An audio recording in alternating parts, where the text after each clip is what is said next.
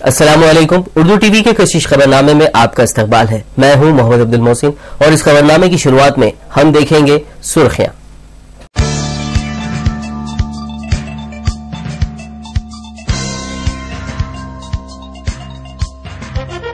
रियासत की तकसीम के खिलाफ किरण कुमार रेड्डी ने दिया वजीर आला के ओहदे से इस्तीफा। कांग्रेस पार्टी छोड़ने का भी किया ऐलान।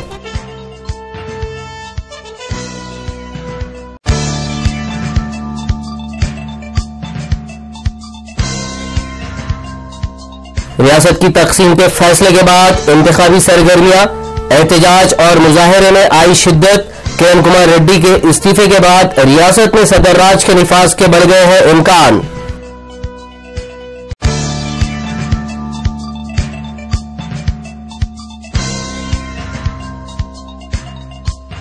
राज्यसभा में तेलंगाना बिल पर कई अराकीन ने किया शोरगुल।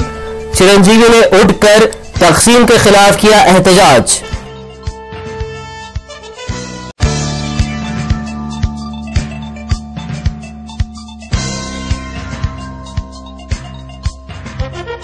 रियासत की तकसीम अफसोसनाक, लेकिन कांग्रेस को नहीं छोड़ूंगा, बोस्सा सत्यानारायण ने किया ऐलान।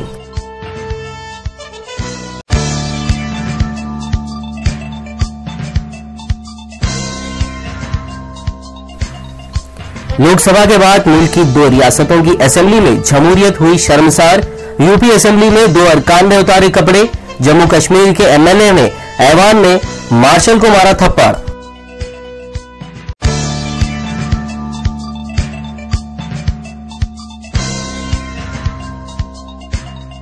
और जौहरी तंसीबात मुकम्मल तौर पर बंद करने का मुतालबा काबिल कबूल नहीं।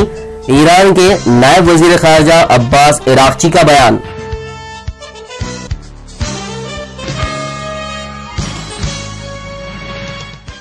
और अब खबरें तफसील से। कई दिनों की अफवाहों को लगाम देते हुए वजीर आला किरण कुमार रेड्डी ने आखिरकार बुध को अपने ओहदे से इस्तीफा दे दिया है।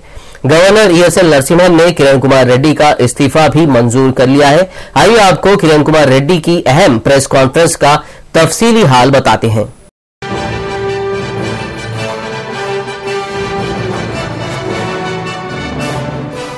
आंध्र प्रदेश के वजीर आला एन किरण कुमार रेड्डी ने आंध्र प्रदेश की तकसीम के फैसले की मुखालिफत में बुध के रोज अपने ओहदे और कांग्रेस से इस्तीफा दे दिया।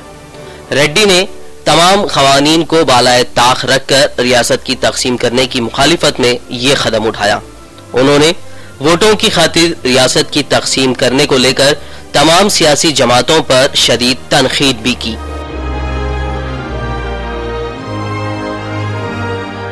किरण कुमार रेड्डी ने इस्तीफा देने के फैसले का ऐलान करने के थोड़ी ही देर बाद राजभवन गए और गवर्नर ईएसएल नरसिम्हन को अपना इस्तीफा सौंप दिया। उन्होंने असेंबली की रुकनियत से भी इस्तीफा दे दिया है। गवर्नर ईएसएल नरसिम्हन ने किरण कुमार रेड्डी का इस्तीफा मंजूर भी कर लिया। इससे पहले रेड्डी ने कहा उन्होंने गवर्नर से अपील की है कि वो जल्द से जल्द मुतबादिल इंतजाम करें, क्योंकि कायम मुकाम वजीर आला के तौर पर भी काम करने की उनकी कोई ख्वाहिश नहीं है। उन्होंने एक पुरहुजूम प्रेस कॉन्फ्रेंस में बात करते हुए कहा यह आसान फैसला नहीं है।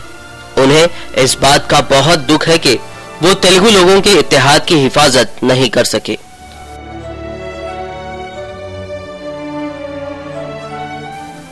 उन्होंने सिर्फ वोटों और सीटों की खातिर रियासत को तकसीम करने के लिए टीडीपी, वाईएसआर कांग्रेस, टीआरएस और बीजेपी के साथ साथ कांग्रेस पर भी शदीद तनकीद की। रेड्डी ने कहा वो इसकी मजम्मत करते हैं। इस दरमियान उन्होंने वजीर आला बनाने के लिए कांग्रेस का शुक्रिया भी अदा किया। किरण कुमार रेड्डी ने कहा अगरचे उन्होंने 30 जुलाई 2013 को इस्तीफा देने की पेशकश की थी, जब कांग्रेस वर्किंग कमेटी ने आंध्र प्रदेश की तकसीम का फैसला किया था, लेकिन सोनिया गांधी के कहने पर वो अपने ओहदे पर बरकरार रहे। मीडिया नुमाइंदों ने उनसे सवाल किया कि आखिरी लम्हे में वो इस्तीफा क्यों दे रहे हैं। इस पर उन्होंने कहा कि वो इसलिए अब तक ओहदे पर कायम रहे थे ताकि तकसीम के खिलाफ आखिरी लम्हे तक जिद्दोजहद कर सके। काबिल जिक्र बात यह भी है कि आंध्र प्रदेश को तकसीम करके तेलंगाना को 29वीं रियासत बनाने से मुताल्लिक बिल मंगल को लोकसभा में मंजूर हो गया है।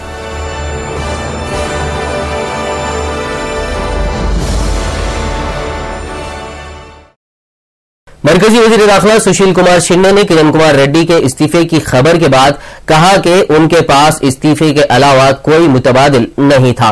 शिंदे ने कहा कि किरण कुमार रेड्डी रियासत की तकसीम की मुखालिफत कर रहे थे, लेकिन रियासत की तकसीम का अहम मरहला मुकम्मल हो चुका है, जिसके बाद रेड्डी के पास अब कोई भी ऑप्शन नहीं बचा था। वज़ीर आला किरण कुमार रेड्डी ने अपना इस्तीफा दे दिया है और उनका इस्तीफा कबूल भी कर लिया गया है। अब ऐसे वक्त में रियासत आंध्र प्रदेश की क्या सूरत हाल होगी, आइए डालते हैं इस पर एक नजर।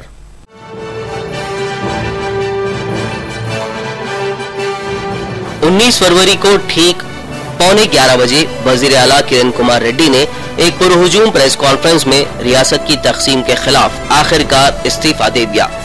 किरण कुमार रेड्डी के इस इस्तीफे से उन अफवाहों को लगाम लग गई जिसमें बताया जा रहा था कि वो जल्द ही इस्तीफा देने वाले हैं, लेकिन अभी तक किरण कुमार रेड्डी की नई पार्टी कायम करने की अफवाहें मीडिया में गर्दिश कर रही हैं। ऐसे हालात में जबकि रियासत में वजीर आला के ओहदे पर कोई फायज नहीं है, तब रियासत में सदर राज नाफिज करने के इम्कानात रोशन हो गए हैं। माना जा रहा है कि कांग्रेस आम इंतखाबात से 3 या 4 माह पहले रियासत में उबूरी वजीर आला के तौर पर किसी का नाम भी तय नहीं कर पाई है, इसलिए आंध्र प्रदेश में सदर राज के निफाज का खवी इम्कान जाहिर किया जा रहा है। दूसरी जानिब किरण कुमार रेड्डी अकेले ही इस्तीफा देने वालों में नहीं है। रियासत की तकसीम से नाराज कई कांग्रेसी कायदीन ने कल ही न सिर्फ पार्टी छोड़ी बल्कि एक अंदाजे के मुताबिक इस्तीफा देने वाले कांग्रेसी कायदीन किरण कुमार रेड्डी की नई बनने वाली सियासी पार्टी में भी शामिल हो सकते हैं। बहरहाल देखना यह होगा कि आम इंतखाबात से कबल रियासत आंध्र प्रदेश में अपनी सियासी ताकत मजबूत करने के लिए अलहदा रियासत तेलंगाना के क़याम का फैसला कांग्रेस के लिए खुशखबरी लाता है या फिर अपनी ही पार्टी के बागी लीडरों के सख्त तेवर उसके लिए मुसीबत खड़ी कर सकते हैं।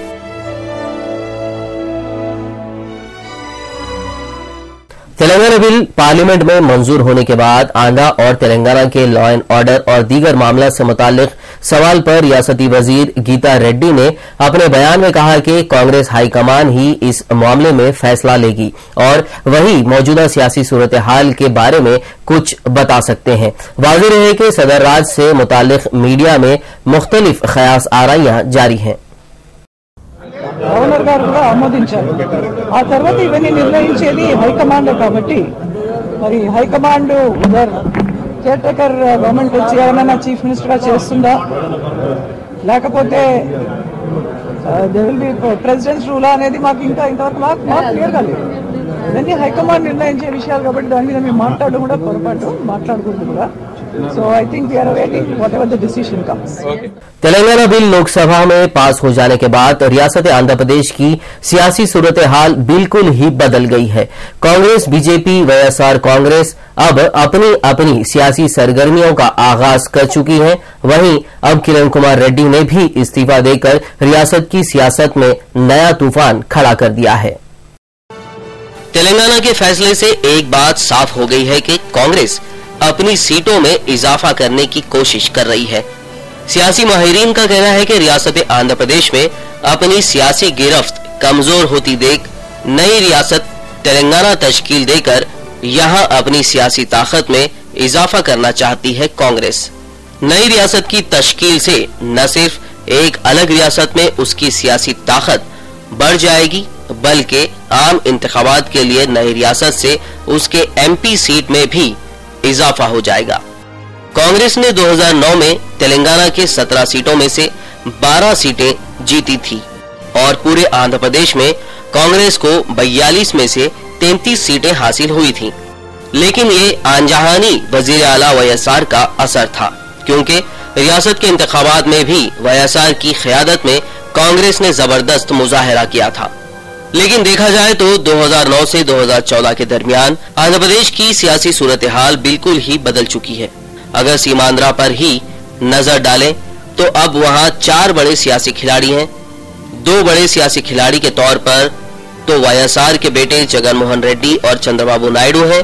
तीसरे नंबर पर बीजेपी भी अब सीमांध्रा में हाथ मारने की कोशिश करेगी और अब किरण कुमार रेड्डी वजीर आला के ओहदे से हटने के बाद कोई नई पार्टी बनाते हैं तो वो भी इस इलाके के नए और ताकतवर सियासी खिलाड़ी होंगे। इसलिए ये बात साफ हो गई है कि सीमांध्रा में तो कांग्रेस का कोई जादू नहीं चल पाएगा। इसीलिए कांग्रेस तेलंगाना की तश्कील का क्रेडिट लेकर यहाँ की सियासत पर अपनी पकड़ किसी भी कीमत पर जाने नहीं दे सकती। ऐसे हालात के दरमियान बीजेपी ने भी सियासी चाल चलते हुए सीमांध्रा के लोगों को बेहतरीन पैकेज और मसावी हक देने का नारा लगाया है, ताकि सीमांध्रा के लोगों के लिए जो कुछ भी इस तकसीम में मिलता है, खासतौर पर इस इलाके के बुनियादी ढांचे को लेकर, इसका क्रेडिट बीजेपी ले सके और इस इलाके में एक नई सियासी ताकत बन सके। Bureau report, Urdu TV. नाज़रीन, कशिश खबरनामे में फिलहाल वक्त हुआ एक छोटे से ब्रेक का। ब्रेक के बाद भी खबरों का सिलसिला इसी तरह जारी रहेगा। मिलते हैं छोटे से ब्रेक के बाद।